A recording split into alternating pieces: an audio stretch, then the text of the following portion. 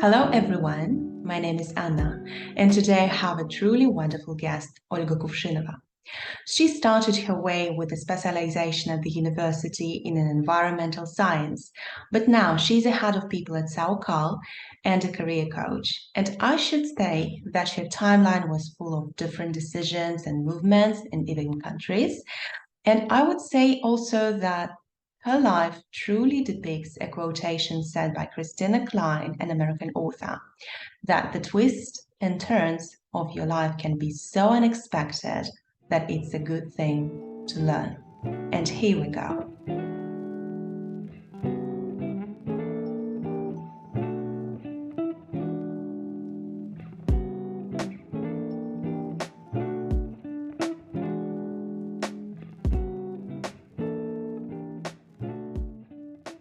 Let's get it started. And hello to our dear guest, Olga.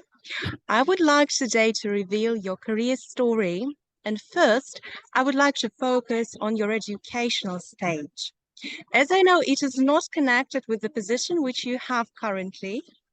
And what influenced that very choice? Well, you are right. I was not working in IT or HR studying in that area. I never thought that it will be my career or something that I will really be passionate about. It just happened that I think I was naturally a curious kid. I was always interested in sciences. And at some point, I got really interested in biology and ecology. And part of it was an accident. I don't know if you're familiar with the organization we have like in St. Petersburg. I will say in Russian, Дворец творчества юных. And I just seen a nice like collective there, and I actually really liked the poster that they had like advertising for kids to join them. I was, I think, like 12 at the time. I really like that because it looked like they're all having fun. They do like a lot of hiking trips outside, and I just joined, and I found friends there. It was a lot of fun, so it was a natural progression for me after school to go study ecology because I've done it throughout the high school. I guess it was in a way like an easy progression. I didn't have to study too much because I studied that anyway. I was very curious about the topic, and when I was choosing the particular course in the university, in St. Petersburg State University, I went to study ecology with a particular focus on management and marketing in ecology. But obviously I knew nothing about that. I didn't know what that means. It just sounded fancy. I don't know, at the time, middle 2000, anything that had management or marketing in it sounded fancy enough. So like, maybe you have a good job at some point. So that's what I've done. And where did you go next? So where did you continue? Next, I actually went to do a master's degree. I got like the 5 years undergrad, specialist in Russian. I'm sorry for a little background noise. My dog is munching on a bone, of course, right It's now. absolutely fine, don't worry. The best timing. And while studying in St. Petersburg State University, I've seen they have a really cool master program, the Faculty of Geography, where I was studying, that is a bilateral joint program between Germany and Russia. And it was focused on like marine biology, sedimentology, oceanography, geospatial sciences. And it still is fully taught in English with a semester in Germany. And I always wanted to try this like exchange experience. I had good level of English at the time already, so I just decided to try my best to get in the program, and I was lucky. I think in my year. Congratulations. Yeah, thank you. So I got in this program. It was very interesting, but I guess like some of subjects were too hard for me and a little bit out of my like natural interests, like physics. So ocean. It's physics of liquid is a very complex thing, but it was very interesting, and I met a lot of new people. We had great teachers because the teachers were partly from St. Petersburg State University, partly from different universities in Germany, which I think are a brilliant program that was completely funded by Germany. And then I got to go to Bremen for my exchange semester to study there, which I think was a eye-opening experience. I still have a lot of friends I met there. We're still in touch. It's been 10 years since. Wonderful. But, yeah. I visit Bremen. We visit each other. People who don't live in Bremen anymore, we visit each other in other countries. And I think that was the best experience, and I definitely recommend anyone who is studying in Europe at least to do Erasmus and do exchange, because it's enriches your world and understanding of life. Absolutely agreed. I've also had such experience, but with Portugal, as my first language was Portuguese at the university, and I also had this internship, so I really feel what you are talking about.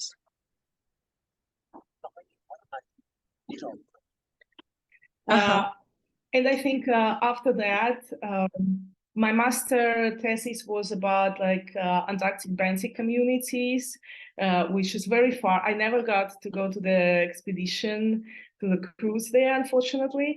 But anyway, it was a very scientific topic, very academic topic. Of course, there's some practical implementation it could be used for, but generally it's research. And I love the idea for like to understand the world better, to understand the nature better. This is a good enough topic, good enough motivation, but unfortunately it's not good enough motivation to earn good money and like earn a living.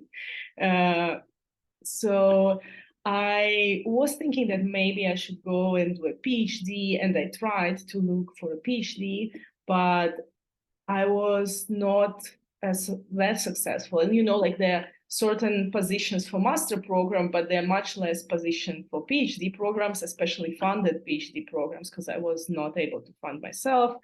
Couple of times I actually like finished second in a competition, but there was only one spot. And I think in a couple of years, I realized that, okay, I cannot do jobs forever that I consider temporary while I'm looking for this PhD, because it might never happen. And also after PhD, as you're probably familiar, it's a limited time. It's 3-4 years, and then you need to look for postdoc or for the permanent position. Again, it might take some time. It's changing the city and the country, and it's hard to build life around that. And I think it's even harder for women to build life around that, like to have a family. Sure. I certainly know men in academia who has good positions, very paid positions in different universities. They change every couple of years, but their wives just following them while taking care of kids. And I don't know many men who would do the same for a woman. And but like, of course, there are women who are doing that, and I'm good for them, but I was not thinking it's something like I really want to go for at the end. And in the meantime, I had a couple positions, couple jobs. And how did you try to find yourself there? What did you try, and what spheres did you try to apply for? I definitely, I've done something that I think was a bit controversial at the time. I got my B in English. I printed it. I was also trying to be very like intentional about that. So I would every day open the website for like Portuguese website. I think it was Net Empregos or something like that at the time. Search for the job, like tour guides, everything like that. With tourists, bartender, or a waitress, because I just needed some income while I'm figuring out what I'm doing. And I went to a couple interviews. I also went around all this like touristic area, the center of Lisbon, with my CV, and just entered the bar, not in a, obviously not in the peak hours, in the early afternoon or like early evening. So then not many people. And I would just like tell them all around Bairro Alto and just hand them my CV and saying like, I'm looking for a job. And at some point, I was like called to an interview in a hotel. It was a new hotel recently opened, a small one, small like boutique hotel in Alfama. And two owners, they liked me. And I was able to hold some conversation in Portuguese.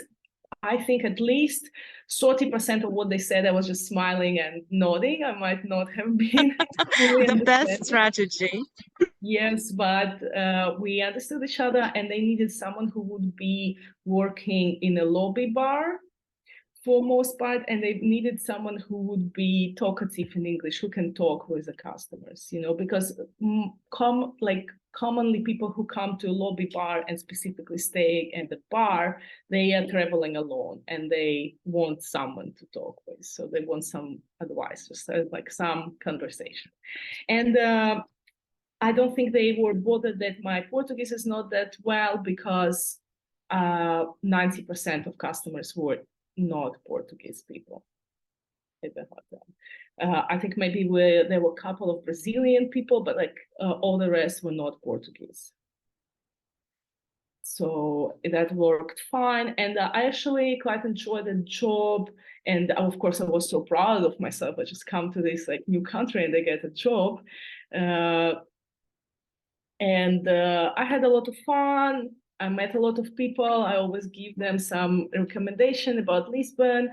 During the summer, I got to know the city. I got to know the history. I went to some museums already, read some Wikipedia articles at least, because I was curious about those things, you know. And it was a lot of fun. But I also was thinking, okay, I don't want to do that all my life. Obviously, this is not a future I want to see for myself. It was not very well paid. I was living paycheck to paycheck, and also because I could eat at work.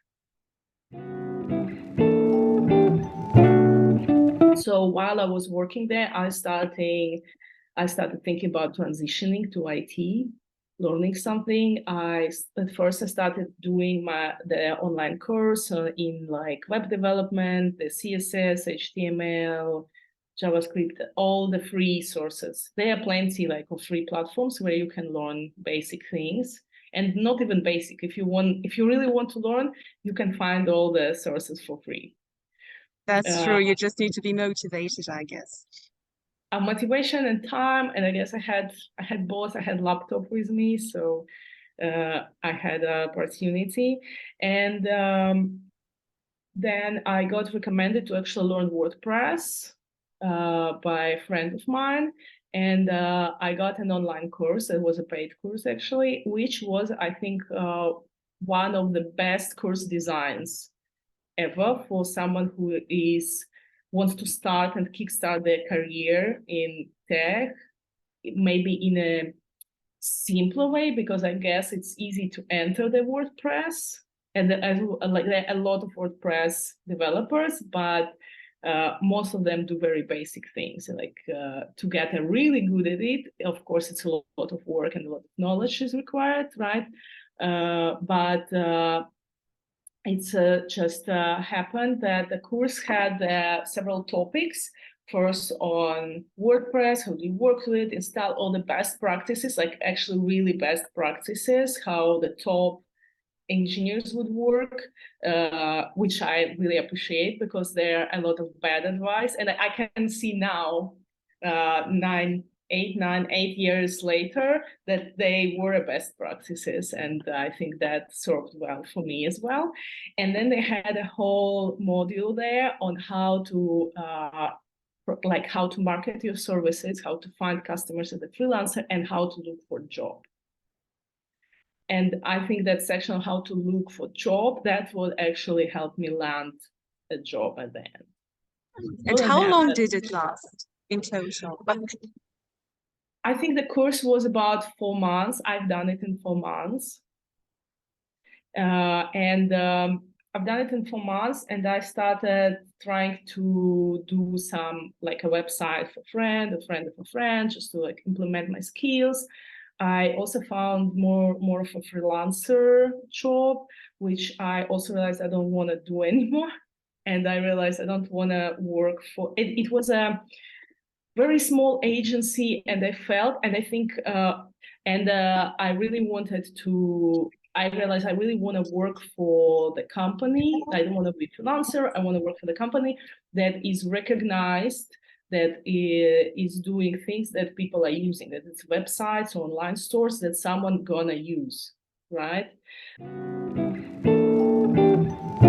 And completely open. This is how I got a job where I am, like, I have a full-time job apart for my career coaching gig. I'm still working with them. Like, it will be 7 years and the 4th of July since I joined the company. I just Googled best WordPress agencies. I got an article by WP Mayer, I think, which is also a company where I work now. They are acquainted with the owners of that resource, that had a blog post, 10 best WordPress agencies.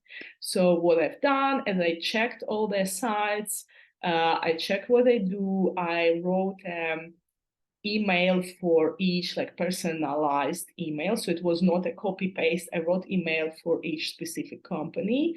Some I had to put it in a contact form, others I was able to find emails.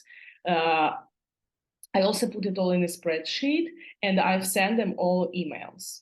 So I think out of 10, I got maybe 5 responses, out of which 2 were interviews. And after all, I was hired in one, which I think is a great conversion. So the main tip is to write personalized emails, as I got from your speech. Personalized emails, being intentional, it was a very narrow niche. I didn't send personalized emails to 100 companies, it was just 10. I did spend time on studying their website and what they do. And of course, I think what after all got me an offer, it was a great interview. Like, with my boss, our CEO, Mitchell, we just got along from the first time we just got along. And how did it go? Could you say a few words about the interview process? I think we just, well, it was quite some time ago, right? Reflecting about that, on that, we just talked. He just asked me about my experience, why I sent him an email, why I'm looking for a job right now. And then we just talked about me, about my transferable skills, like that I worked with people a lot, like being this type of bartender that talks with people. And I actually was trying to get an developer job. And he was very honest with me. He said, "Oh, your level for the developer is too low, you're too junior. It's not something we are looking for.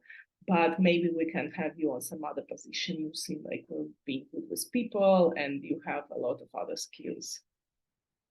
So they got me as like a project manager, assistant to project manager. I was helping, and the company was quite small at the time, so I was helping with everything at the time. And then I became project manager myself.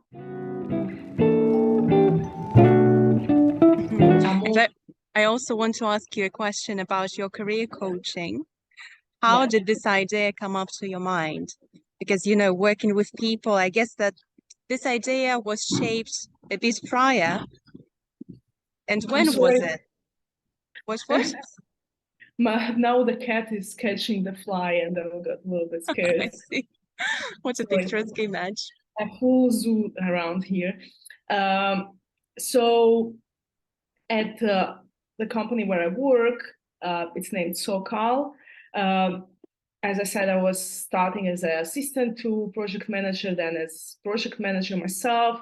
Then was a brief period when I was an account manager working with the customers only or mostly. And I think we were feeling that I'm not, like, I can do this job, but it's not where I belong.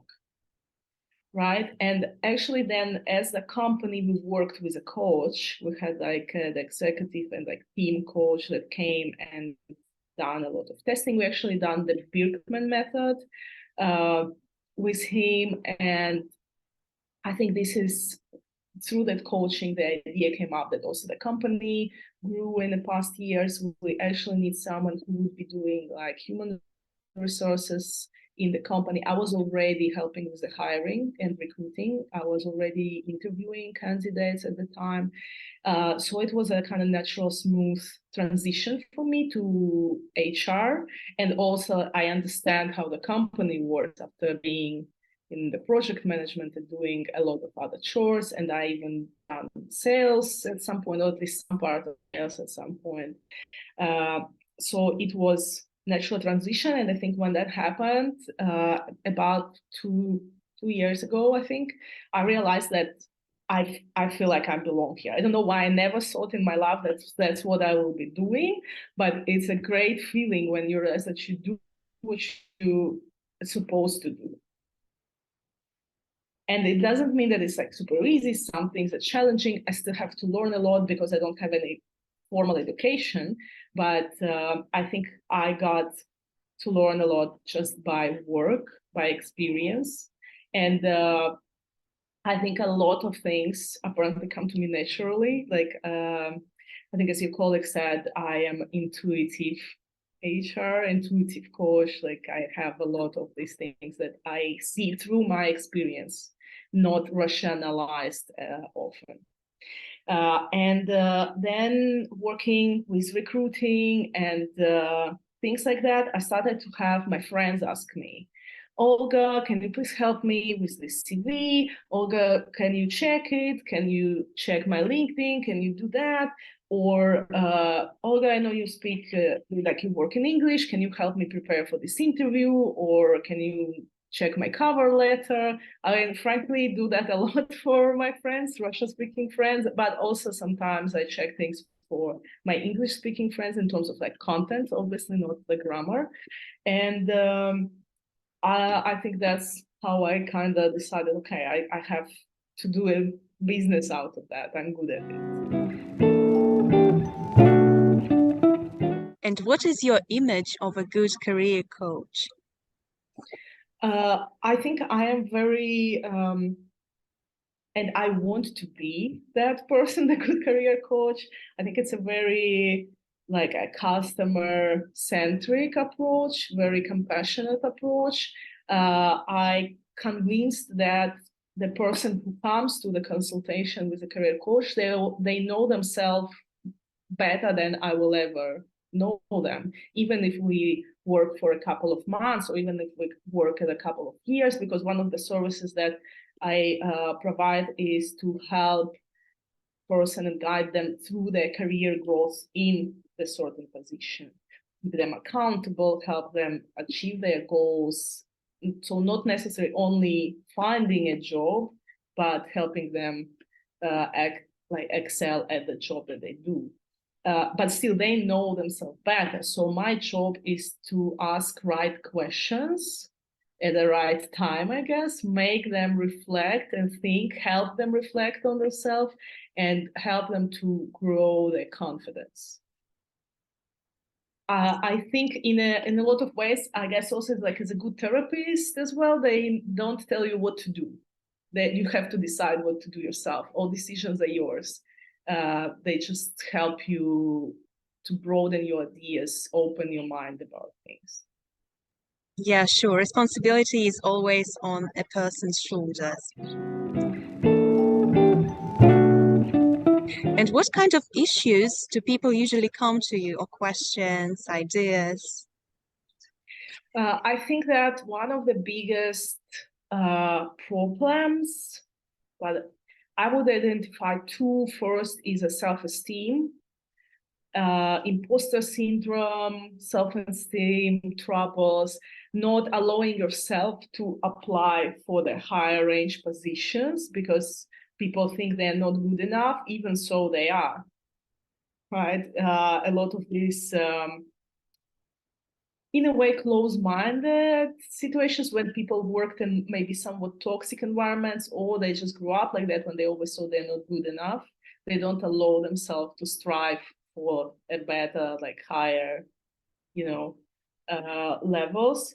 And the second one is, I think, very common and more common for men, is a lack of self-reflection.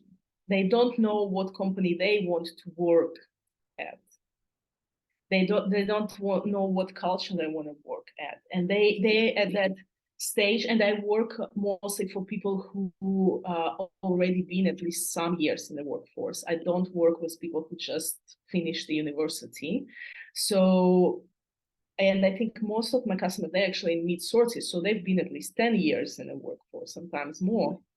And that happened to me a lot as well. I think, like, when you just go because you needed money, you needed this, and that opportunity came up, you never reflect on your actual skills. You never reflect what you do the best.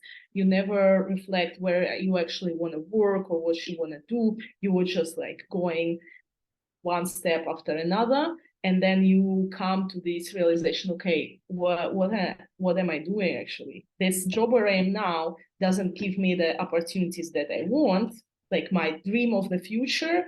I can see already where I am now and where I want to be. I cannot get there from where I want to be. But what is the position to get where I want to be? That's unknown. Like, I think very common it happens. I have a questionnaire I sent to the new customer, right? And there are a lot of these self-reflection questions, even starting with like, what type of work environment, what type of colleagues you want to work with. Do you want to socialize after work, especially if it's in-person work, right? Or do you want to have strictly professional relationship with them? And many people are, oh, I never really thought about that. But it is important. We spend so much time at work and doing work. I'm convinced. Of course, I guess 80%. Even if you're not at work, still you think about it when you come home. That's right. And you much rather be comfortable and have fun. And fun for different people can be absolutely, and comfort, absolutely different things. Sure. Olga, thank you so much for participation, for sharing your experience. It's priceless, and I guess it will be very, very useful for our audience. Thank you very much for having me. I was very happy to get this opportunity. I think it's a great conversation, and I'm very glad to meet you, Anastasia. Thank you so much.